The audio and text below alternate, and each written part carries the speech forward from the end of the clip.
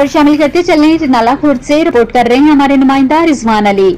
औकाड़ा की तहसील रैनाला खौर्द में deputy manager operation LESCO Renala division और मलिक इरफानुल्लाह एक्सइएन रैनाला डिवीजन के जेर एहतमाम सेफ्टी सेमिनार मुनक़िद हुआ, जिसमें लेस्को स्टाफ को दौरान ड्यूटी सेफ्टी के मुतालिक आगाही दी गई।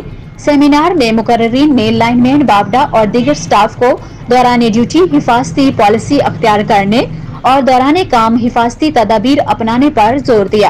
एक्सइएन बाबडा मलिक इरफानुल्लाह ने शिरका से खिताब करते हुए कहा कि हिफाजती तदाबीर अख्तियार न करने से महकमा बाबडा ने बहुत सी जानों का ज़िया किया है, जो कि महकमे के लिए और इन मुलाजमीन के खानदान के लिए बहुत बड़ा नुकसान है। इसलिए तमाम फील्ड स्टाफ को हिदायत की जाती है कि किट और हिफाजती पॉलिसी के तहत ही फील्ड में काम किया जाए।